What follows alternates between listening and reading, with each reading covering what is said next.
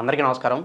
ఇవాళ మనతో ప్రముఖ పంచాంగకర్త రవిశంకర్ శర్మ గారు ఉన్నారు. వారితో మాట్లాడదాం. గురుగారు నమస్కారం. నమస్కారం అండి. గురుగారు, అక్షయ తృతీయ ఎప్పుడు వచ్చింది? అక్షయ తృతీయ గురించి, దాని విశిష్టత గురించి కొంచెం మాకు వివరించండి గురుగారు. అక్షయ తదియ అసలు ఏంటంటే దీని యొక్క పురాణ వృత్తాంతం ఏంటంటే త్రేతాయుగంలో ఇప్పుడు మన ఉగాది ఏదైతే జరుపుకుంటున్నామో ఇప్పుడు వచ్చేటప్పటికి చైత్ర శుద్ధ పాడ్యమి అనేది వచ్చేటప్పటికి ఉగాది. కానీ త్రేతాయుగంలో వచ్చేటప్పటికి చైత్ర శుద్ధ పాడ్యమి ఉగాది కాదు. వైశాఖ మాసంలో వచ్చేటువంటి అక్షయ తృతీయ ఏదైతే ఉందో దీన్నే ఉగాదిగా జరుపుకునేవాళ్ళు అన్నమాట. అంటే శ్రీకృష్ణుడు ఎప్పుడైతే ఉన్నటువంటి కాలంలో జరిగినటువంటి ముఖ్యమైనటువంటిది ఏంటి అంటే ఈ యొక్క అక్షయ తృతీయ ఉగాదిగా అయింది. మనకు ఉగాదికి ఎలాగైతే మనం పూజ పునస్కారం చేసుకుంటామో అదేవిధంగా అక్షయ తృతీయ కూడా మనకు ఈ యొక్క పూజా విధానం అనేది ఉండేది యాక్చువల్గా. తర్వాత కాలంలో వచ్చేటప్పటికి మనకు ఉగాది అంటే ఈ కాలంలో వచ్చేటప్పటికి అంటే కలియుగంలో ఈ కాలంలో వచ్చేటప్పటికి మనకు చైత్రశుద్ధ పాడ్యమి ఉగాదిగా అయింది అన్నమాట. సో కాబట్టి ఉగాదికి ఉండేటువంటి కొన్ని గుణాలు మనకు ఈ యొక్క చైత్రశుద్ధ పాడ్యంకి ఎలాంటి గుణాలు ఉన్నాయో అలాగే మనకు అక్షయ తృతీయ రోజు కూడా అంటే వైశాఖ మాసంలో తొదియ రోజు రోహిణి నక్షత్ర కాలంలో కూడా అటువంటి నియమాలే ఎక్కువగా ఉన్నాయన్నమాట. సో వాటిని విశిష్టంగా జరుపుకోవటం అనేది ఒకటి. ఇది ఇంకోటి ఏంటంటే ఈ యొక్క కాలంలో వచ్చేటప్పటికి లక్ష్మీదేవికి పూజ చేయటం అనేది అనాదిగా వస్తూ ఉన్నది. లక్ష్మీదేవికి పూజ చేయటం ప్లస్ మన ఉగాది రోజు కూడా వచ్చేటప్పటికి ఏ కార్యమైనా ఆరంభించాలి అంటే చాలామంది ఇష్టపడతారు. ఉగాది రోజు అంటే మన సంవత్సరాది యుగానికి ఆది. సో ఈ కలియుగానికి ఆది ఈ యొక్క ఇది. కానీ త్రేతాయుగానికి ఆది వచ్చేటప్పటికి అక్షయ తృతీయ. అక్షయ తృతీయ వచ్చేటప్పటికి త్రైతాయుగానికే ఆది, కలియుగానికి ఆది వచ్చేటప్పటికి చైత్రశుద్ధ పాడ్యం అన్నమాట. అటువంటి గుణాలు కలిగింది. ఈ యొక్క దినం రోజు లక్ష్మీదేవికి పూజ చేయటం అనేది ఒక నియమంగా ఆ రోజుల్లో ఉన్నది. దాన్ని మళ్ళీ మనం చేయటం అనేది మొదలుపెట్టాం అన్నమాట. లక్ష్మీదేవికి పూజ చేయటం వల్ల మనకు ఈ యొక్క సంవత్సరం మొత్తం సిరి సంపదలతో మనం కొనసాగుతాము అని చెప్పేసి ఆ యొక్క విధానాన్ని కొనసాగించటమే దీనిలో ఒక ముఖ్య ఉద్దేశం అన్నమాట. గురుగారు, మనకి అక్షయ తృతీయ రోజు ఎలాంటి పనులు చేయాలి, అలాగే ఎలాంటి పనులు చేయకూడదు కాస్త వివరించండి గురుగారు.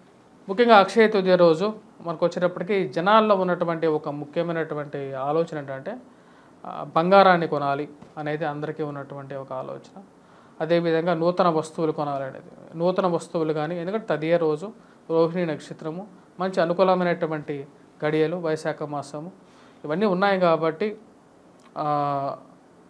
మంచి అనుకూలమైనటువంటి కాలంలో కాబట్టి ఈ యొక్క టైంలో మనం కొంటే సంవత్సరం మొదట్లో మనం ఎలాగైతే చేస్తామో జీవితాంతము ఆ సంవత్సరం మొత్తం ఎలాగైతే నడుస్తుందో అలాగే ఉంటుందని చెప్పి మనకు ఒక ఆలోచన అన్నమాట. అదేవిధంగా ఉగాది రోజు కూడా మనం మంచి కార్యక్రమాలు దేవుడికి దేవాలయాలకు వెళ్ళటం ఎలాగైతే చేస్తామో అక్షయ తృతీయ రోజు కూడా బంగారం కొంటే మన జీవితాంతము సిరి సంపదలతో ఉంటామని చెప్పి ఒక బిలీఫ్, ఒక నమ్మకం అన్నమాట. ఆ నమ్మకం మీదే అందరూ కొత్త వస్తువులు కొంటూ ఉంటారు.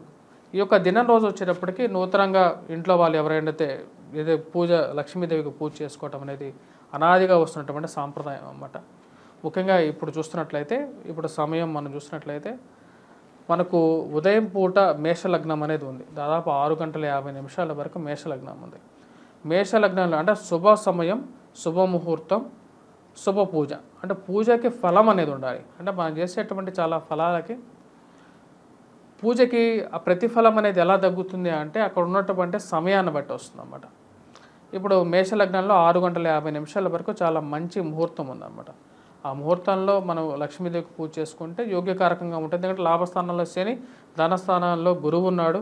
మంచి అనుకూలమైనటువంటి గ్రహస్థితిగా గోచరిస్తూ ఉన్నది. ఇక ఏ వస్తువులు కొనాలి అంటే బంగారం, వెండి, ఎందుకంటే లక్ష్మీదేవికి ప్రీతికరమైనటువంటివి అన్నమాట అవన్నీ. మరి వాటితో పాటు ఏదైనా సరే ఒక వస్తువు తెల్లటిది కానీ లేకపోతే బంగారం రంగులో ఉన్నటువంటి వస్తువులు కానీ కొనవచ్చు. ముఖ్యంగా ఏ పనులు చేయకూడదు అంటే క్షౌరం అంటే తలపని చేసుకోవటం కానీ అంటే రెగ్యులర్గా చేసే వాటి యాక్టివిటీస్ కన్నా వచ్చేటప్పటికి ఈ యొక్క ఆ రోజే వెళ్ళి మనం గుండు కుట్టించుకోవటం అలాంటి పిచ్చి పనులు చేయకూడదు.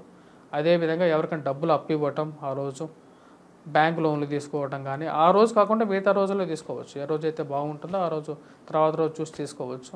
అదే రోజు కావాలని తీసుకోవటం కానీ ఇలాంటివి చేయకుండా ఉండటం మంచిది. వచ్చేటువంటి డబ్బు ఆ రోజు ఇంటికి తీసుకోవటం మంచిదే. ఎందుకంటే లక్ష్మి వస్తున్నప్పుడు వద్దనకూడదు.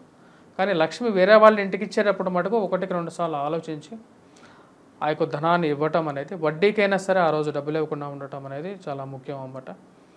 అధికమైనటువంటి ఖర్చులు ఆ రోజు పెట్టకుండా ఉంటే లక్ష్మి స్థిర నివాసంలో ఉండాలి. ఇప్పుడు నేను పెట్టినటువంటి ఈ చెప్పినటువంటి మేష లగ్నంలో వచ్చేటప్పటికి కూడా అదే అన్నమాట. కొద్దిగా మంచి బలమైనటువంటి టైం కాబట్టి ఆ టైంలో చేసుకుంటే బాగుంటుంది. ఆర్థిక ఇబ్బందుల వల్ల కొంతమంది బంగారం కొనలేని పరిస్థితి ఉంటుంది.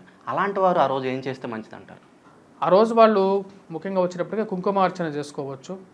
అమ్మవారిని, లక్ష్మీ అమ్మవారిని ఇంట్లో ప్రతిష్టాపన చేసుకున్న తర్వాత నవగ్రహ ఆరాధన చేసుకోవాలి. దాని తర్వాత కుంకుమార్చన చేసుకోవచ్చు. దాని తర్వాత అమ్మవారికి చిన్న చిన్న పూజలు చేసుకోవచ్చు అన్నమాట. ఇప్పుడు మనకు డబ్బును బట్టేసేసి పూజ అనేది లేదు. అసలు డబ్బు అనేది వేరు, పూజ అనేది వేరు. బంగారం కొనాల్సిన అవసరం లేదు. ఇప్పుడు వాటి బదులు మన రూపాయి కాయని పెట్టైనా సరే అమ్మవారిని ఆ యొక్క లక్ష్మీ రూపంగానే దాన్నే భావించి దాన్నే పూజించవచ్చు. దానిలో తప్పేం లేదు. ఇప్పుడు మన అమ్మవారికి ఇష్టమైనటువంటి పెరుగుతో చేసినటువంటి దద్దోజనం కానీ, లేకుండా ఉంటే పొంగలి కానీ అమ్మవారికి నివేదనగా పెట్టచ్చు ఆ రోజు.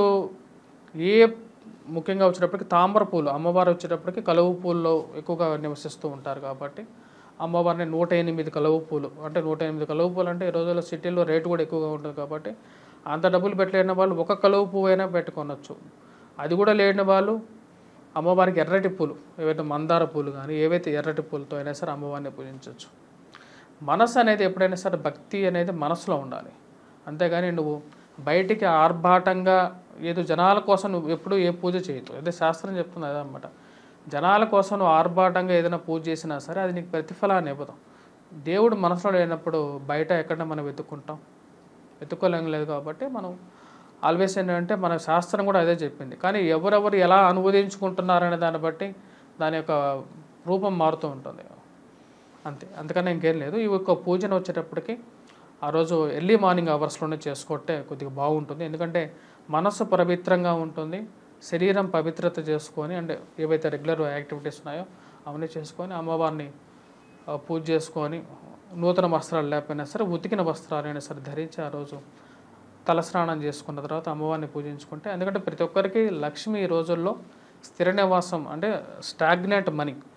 స్టాగ్నెంట్గా వచ్చి స్థిర నివాసం అంటే కదలనటువంటి స్థిర నివాసంలో ఉండేటువంటి అమ్మవారు ఎక్కడ ఉంటారు అంటే ఏ ఇంట్లో అయితే అనునిత్యం దీపం ధూపం నైవేద్యం జరుగుతుంటుందో ఆ ఇంట్లో అమ్మవారు స్థిర నివాసం ఉంటారని చెప్పేసి శాస్త్రంలో చెప్పబడింది అన్నమాట. 2 పూట్ల దీపారాధన చేయాలి అనేది ముఖ్యం. కానీ చాలామంది ఒక పూట కూడా దీపారాధన చేయట్లేదు. దీపారాధన మహత్యమే అదనమాట. ఎందుకంటే దీపం జ్యోతి పరబ్రహ్మం, దీపం జ్యోతి చెప్తారనమాట. అంటే ఆ శ్లోకం అనేది ఉంది. అంటే ఏంటంటే ఇంట్లో ఒక లైట్ అనేది ఒక దేవుడి యొక్క రూపం అన్నమాట. ఆ దీపాన్నే మనం పూజిస్తాం. ఆ దీపారాధనలో ఉన్నటువంటి మహత్యం అది.